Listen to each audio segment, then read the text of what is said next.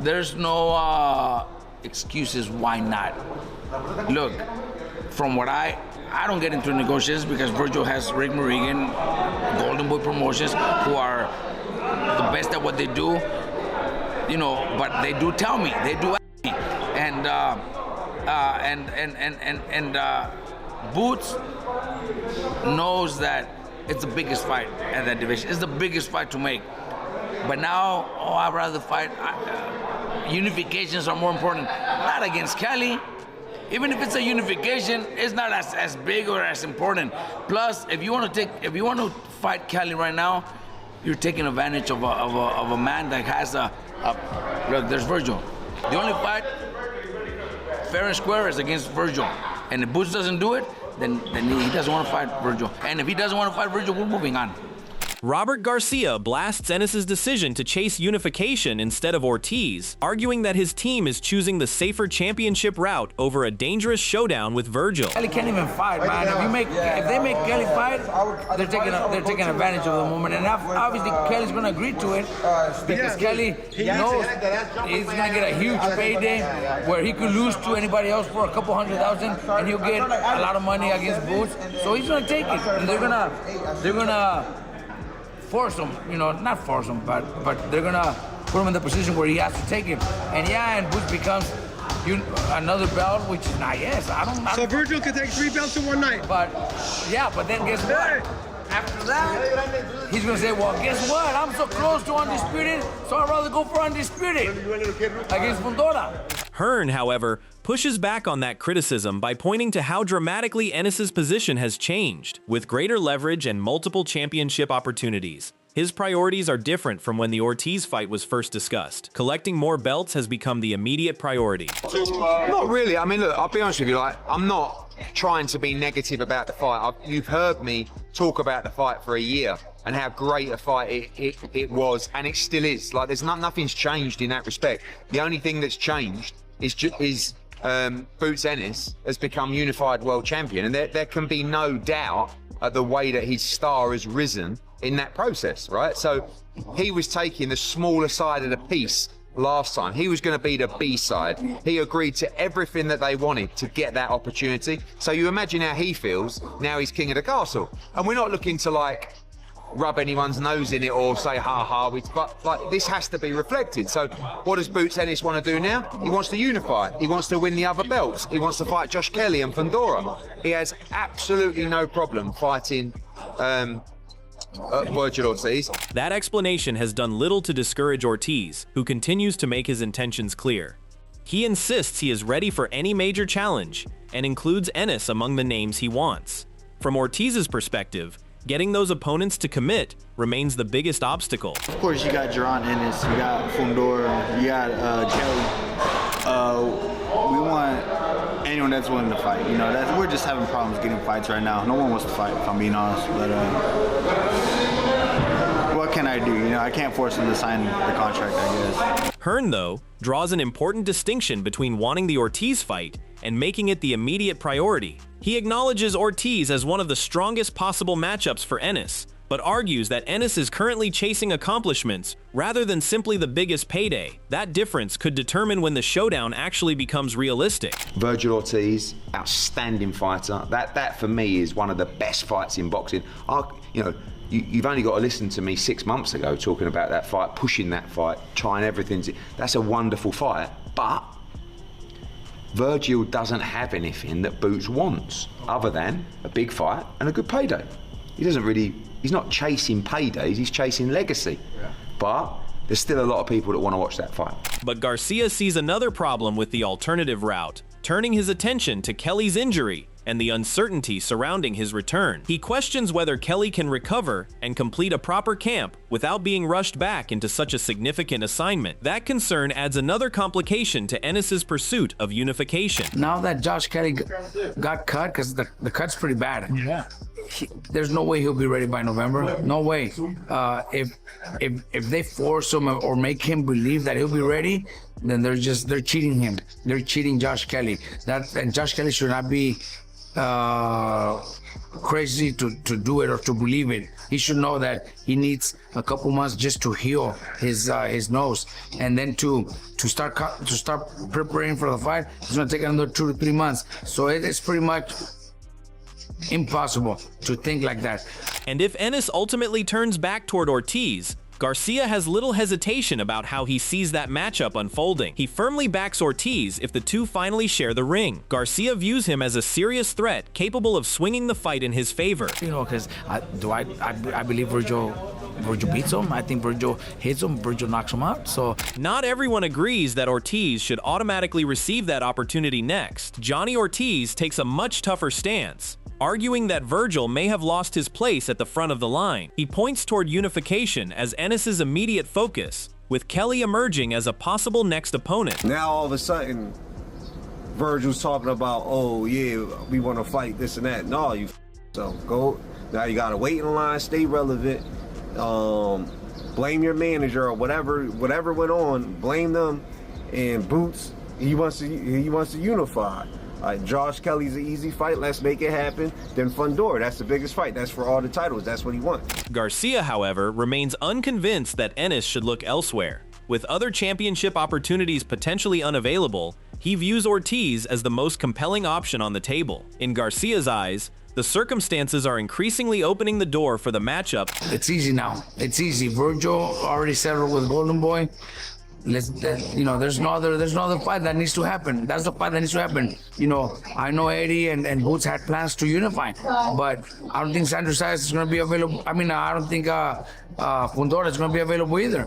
He already has another fight coming up. So the biggest fight out there is Boots versus Vergil in November. While that debate continues, Adam Booth offers an important update that could strengthen Kelly's position. He expects the recovery process to move quickly enough for Kelly to be ready before the end of the year. If that timetable holds, one of the biggest concerns surrounding a possible Ennis-Kelly fight could begin to disappear. Fortunately, because of the surgeon Neil Scott, no, he did a fantastic job. Used little stitches and a few of them to speed up the repair and the healing process, and Josh is going to be healed in 8 weeks, which means that certainly by the end of the year, he'll be okay.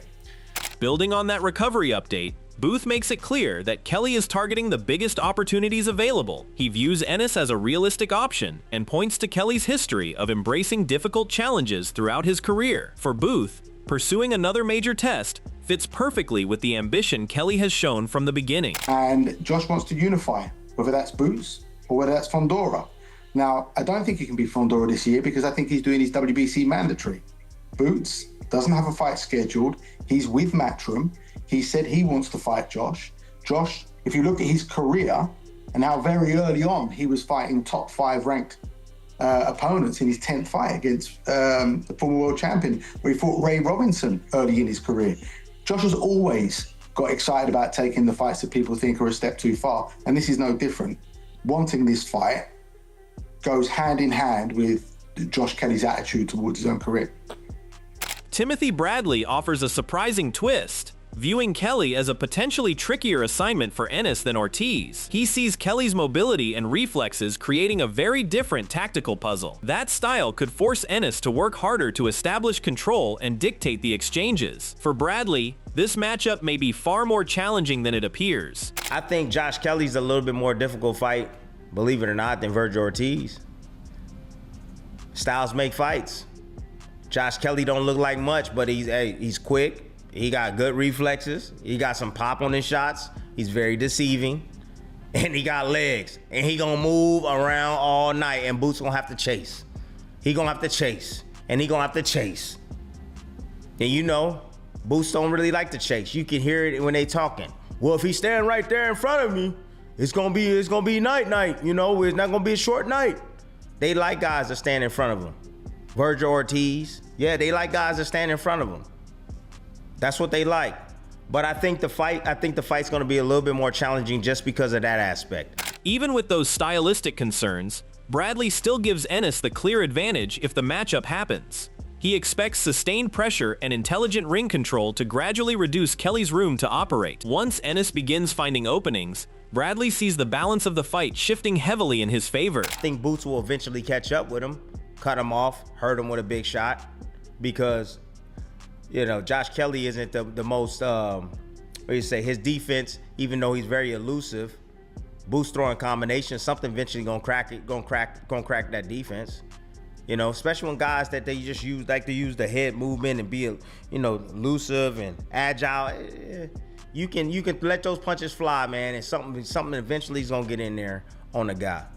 And as long as Boots is pressing forward, cutting off the ring, right, prepare himself for boxers, he should have no problem beating Josh Kelly. Greg Hackett also warns that Ennis cannot afford to approach Kelly recklessly. He expects Kelly's movement and quickness to become central to his strategy, forcing Ennis to stay composed rather than chase the action. For Hackett, patience and disciplined pressure could be crucial to preventing Kelly from turning the fight into a frustrating tactical battle. And, you know, with a guy like Josh Kelly, you just got to be patient. You can't be eager to get to him, because, you know, he going to make sure he do whatever to get up out of there, like he did with Bachram. Gave Bachram some trouble, but Boots is in Bachram, so, you know, it's going to be a different type of fight. But yeah, those are the things you got to watch out for. You can't just go in there and think you're going to just punch a man in his head and he ain't going to do nothing about it.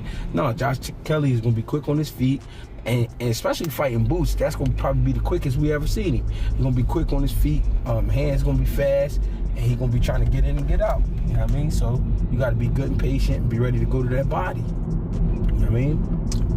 Hackett also sees Kelly as a fighter who has matured significantly through difficult experiences in the professional rank. He argues that earlier adversity forced Kelly to become more disciplined and refine areas of his game that once needed improvement. That development adds another layer to why Kelly should not be underestimated against Ennis. I don't think it ever really was too much hype. I think he just had to experience what being a professional was. When he fought Evanesian, he learned about the professional game that night. Motherfuckers is trying to crack you. This ain't the amateurs you slap and go.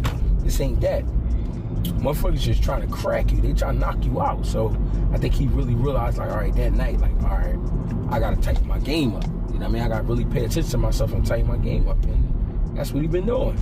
You know what I mean? No matter how great of an amateur you were, you still gotta become a pro. You know what I mean? And becoming a pro is a process, like anything else. Paulie Malignaggi takes that argument a step further, although he still sees a clear favorite if Ennis and Kelly meet. He refuses to completely overlook what Kelly could produce on the right night. The bigger question is whether Kelly can deliver his best version when the stakes and opposition rise to another level. So I think the Ennis fight is an easy one to make. Kelly's in his 30s. Ennis is close to 30, if not 30, right? It's a chance to grab another world title for Ennis. One in unification. And listen, Kelly, for all the not having lived up to the expectation that he's done, listen, if Kelly can be as special as he was predicted to be for one night, listen, you never know what happens in that fight. Obviously, Ennis has been special every single time he's out there and fights. There's no inconsistency to Ennis, unlike Kelly. But Kelly at his best, there was a reason why there was a lot of expectation heaped on Kelly that he never lived up to. So you always wonder if that Josh Kelly can show up, and then you have a real good fight between Ennis and Kelly, you know. But I think regardless, that's the fight that you're gonna be looking to make is Jaron Ennis. And Richard Riakporhe goes even further in defending Kelly's chances, convinced he possesses the tools to compete at Ennis's level. He sees enough quality in Kelly's game to make the contest considerably more demanding than many expect. That assessment strengthens the argument that pursuing Kelly would not necessarily mean Ennis is choosing the path of least resistance. I think Josh Kelly has everything he needs to compete with somebody of Boots' level. But what was kind of interesting to me is seeing Zayas kind of land them shots, and you see how much trouble he was in. And it just shows, you know, everybody's vulnerable in this game. You know, nobody's like invincible, untouchable.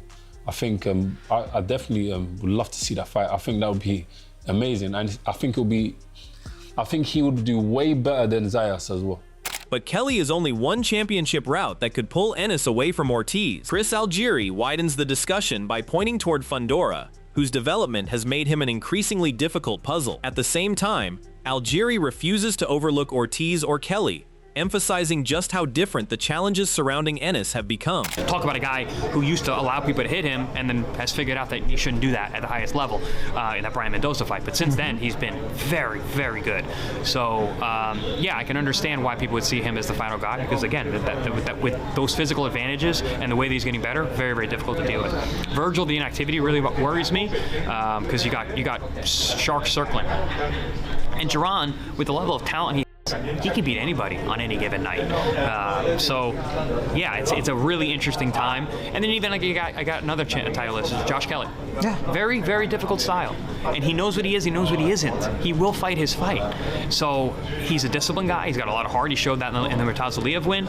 So, yeah, it's a lot of very good champions at 154. We got to see how they all match up because boxing math doesn't work. We got to have them fight. That Fondora option brings an entirely different tactical problem into the conversation. Vanger Edgar Berlanga sees Fondora's unusual dimensions presenting Ennis with a serious challenge. Even with Ennis's versatility and ability to adjust, dealing with those physical advantages would require a carefully constructed approach rather than simply relying on Ennis's natural talent.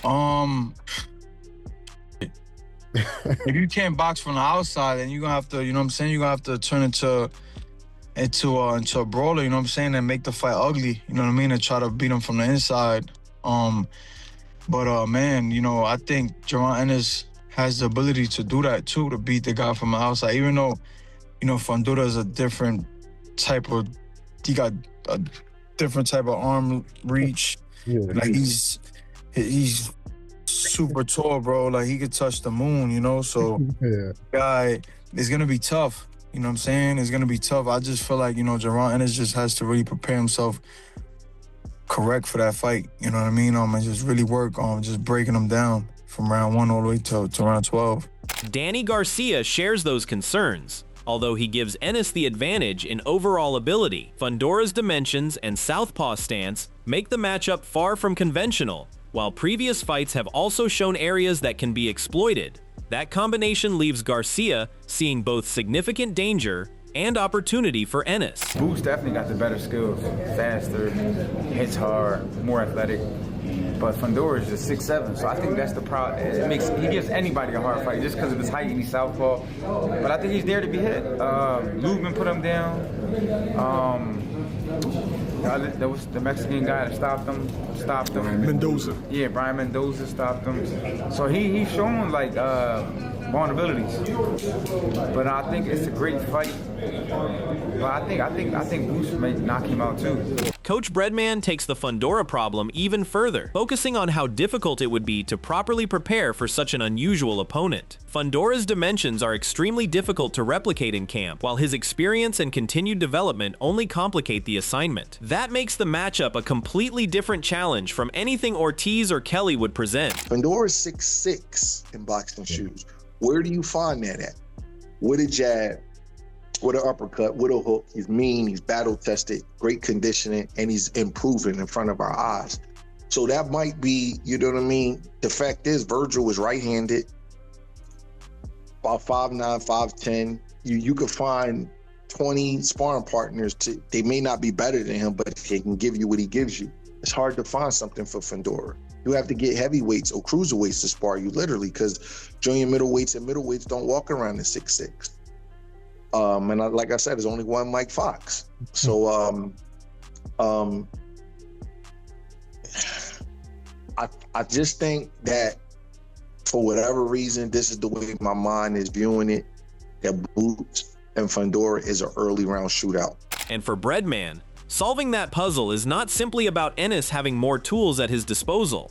He suggests that versatility can create its own tactical dilemma when a fighter must decide which approach gives him the best chance of success. Against someone as unconventional as Fondora, choosing the right game plan could be just as important as executing it. With Fondora, like, he's not going to play the outside with a dude with an 80-inch reach that's 6'6". He's going to try to bomb Fondora out. So picking which game plan, it sometimes, as crazy as it sounds, you know, when you have more options, you have more decision anxiety. Bomac sees little separating Ennis, Ortiz, and Fondora at the highest level, viewing the potential matchups as extremely competitive. Each brings a different strength that could shift the balance on any given night. For Bomac, the real excitement begins when these leading names finally start facing one another. I think it's a 50-50 across the board, you know, because when you look at Vergil and when he get guys hurt, like maybe Boots was hurt, you know, he finished them off. You look at Fondora with the range and the height he got, you know, even though he'd been beat before, since then he's just been cleaning them up. And so we all waiting to see, you know, when those 2 or 3, you know, like the 4 kings, when they tangle.